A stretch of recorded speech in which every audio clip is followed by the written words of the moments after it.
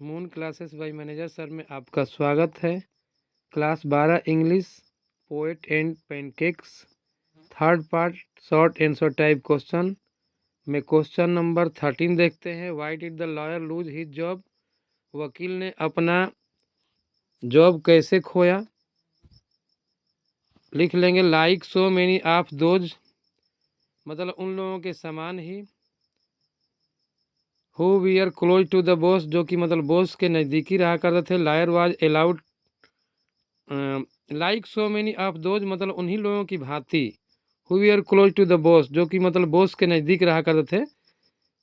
Lawyer भी मतलब उन्हीं लोगों में से था। Liar was allowed to produce, इसीलिए लायर मतलब वकील को स्वीकृति दे दिया गया था प्रोड्यूस करने के लिए, मतलब फिल्म बनाने के लिए। And those a lot of raw stock and the pancake were used, इसलिए बहुत सारे कच्चे मटेरियल और पैनकेक मतलब सौंदर्य के प्रसाधनों का इसमें यूज किया गया फिल्म के दौरान। On it not much came of the film, और फिल्म जो है मतलब फ्लॉप रही।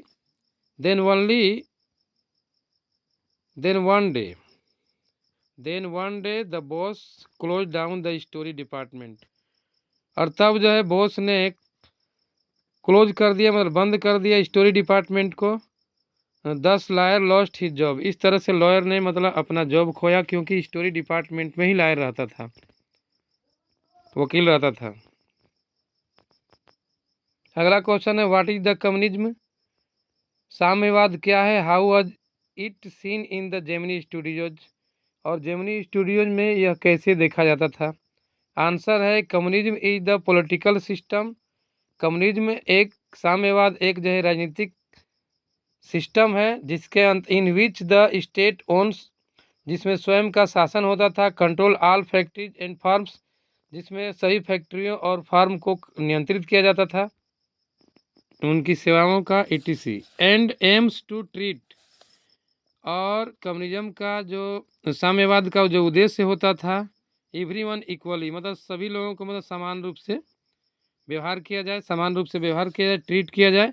It was seen in the Gemini studios, यह मतलब जेमिनी स्टूडियो में देखा गया था फ्रॉम बुचमैन्स मोरल आर्मामेंट आर्मी के द्वारा। अगला क्वेश्चन है what was the moral rearmament army, मतलब मोरल रीआर्मामेंट आर्मी सेना क्या थी? आंसर है moral rearmament army was and the international moral and the spiritual, मतलब मोरल रीआर्मामेंट जो सेना थी वाज एन इंटरनेशनल, मतलब अंतर्राष्ट्रीय नैतिक और स्पिरिचुअल आत्मिक मूवमेंट था। मूवमेंट मतलब आंदोलन थी। डेट इन 1938 डेवलप्ड, जो कि 1938 में डेवलप किया गया था। From the American minister, American मंत्री के द्वारा। Frank बुचमैन्स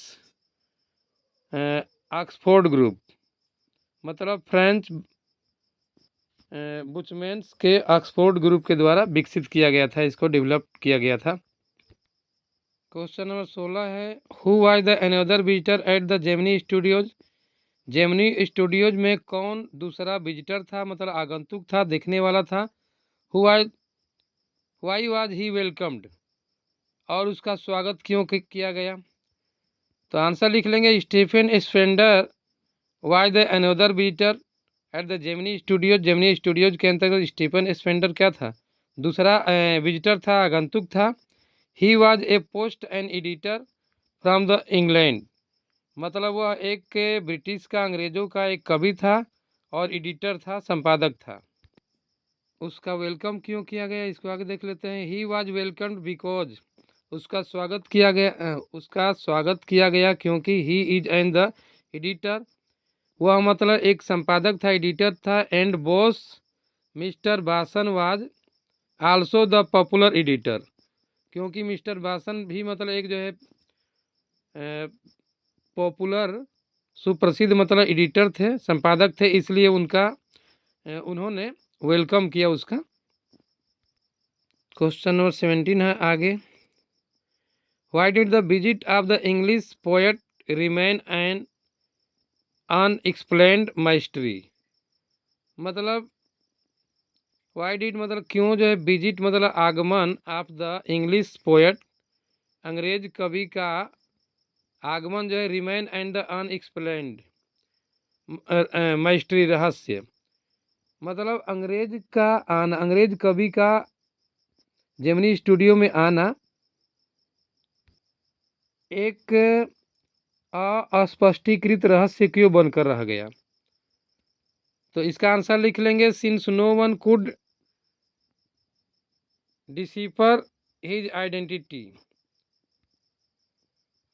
since no one could decipher मतलब कोई, चूंकि कोई भी नहीं, डिसिफर मतलब अर्थ निकाल सका था, हिज आइडेंटिटी मतलब उसके परिचय के विषय में, वेदर ही वाज पोएट मतलब कि वह पोएट था मतलब कवि था, अथवा एंड द एडिटर अथवा संपादक था, इसके विषय में कोई भी नहीं बता सका था। And no one at the studio, और कोई भी स्टूडियो में नहीं था, हु कुड अंडरस्टैंड जो मतलब समझा सके हिज लैंग्वेज मतलब उसकी भाषा को मतलब समझा सके, क्योंकि वो स्पीड में बोलता था, इसलिए उसकी भाषा को कोई समझा सकने वाला कोई नहीं था। So we can say that, इसलिए हम कह सकते हैं the English poet's visit remained and the unexplained mystery. इसलिए हम कह सकते हैं कि इंग्लिश पोएट का जेमिनी स्टूडियो में आना एक रहस्यमय बनकर रह गया, मतलब इसका अस्पष्टीकृत रहस्य बनकर रह गया। अगला है क्वेश्चन 18 है, what was the encounter. Encounter क्या है, what was the encounter.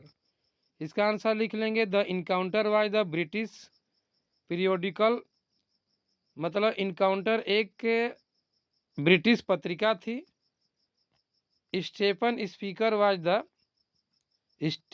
Spender was the editor of the British periodical. मतलब इस पत्रिका के संपादक स्टीफन स्पेंडर थे द इनकाउंटर का। अगला क्वेश्चन है, who was the Stephen Spender. Stephen Spender कौन थे, and how was the related to the Gemini studios, और वो जेमिनी स्टूडियो से कैसे संबंधित है। आंसर लिख लेंगे, Stephen Spender was and the editor. Stephen Spender एक एडिटर थे, संपादक थे, एंड इंग्लिश पोएट और वो अंग्रेज कवि थे। He was editor of the British periodical encounter, और वो एक जो है ब्रिटिश पत्रिका द इनकाउंटर के संपादक थे। He was related to the Gemini Studios, वह जेमिनी स्टूडियो से संबंधित थे, क्योंकि because he came in the Gemini studio, क्योंकि वो जेमिनी स्टूडियो में आए थे टू गिव स्पीच मतलब भाषण देने के लिए। And he was welcome by the boss mister बासन, और उनका मिस्टर बासन के द्वारा वेलकम किया गया। अगला क्वेश्चन है, what was the god that failed. God that failed क्या है, what did it refer to, और यह क्या रेफर करता है, मतलब यह क्या बताता है, चाहे क्या उल्लेख करता है। आंसर लिख लेंगे, the god that failed was a book in which, मतलब गॉड दैट फेल्ड एक मतलब बुक है, इन विच मतलब जिसके अंतर्गत 6 इमिनेंट मतलब 6 प्रमुख men of the letter in the 6 separate essay described their journey into the communism and their dissolution returned. अर्थात द गॉड डेट फेल्ड मतलब एक जो है इंग्लिश बुक थी, जिसके अंतर्गत 6 इमिनेंट मैन मतलब 6 प्रमुख लोगों ने, विद्वानों ने अलग अलग निबंधों में साम्यवाद में अपनी यात्रा और उनकी निराशाजनक वापसी का वर्णन किया था। लास्ट क्वेश्चन है, who own the Gemini Studios. Gemini studios को कौन चलाता था, चाहे उसका मालिक कौन था। तो मिस्टर एस बासन was the owner of the Gemini studios.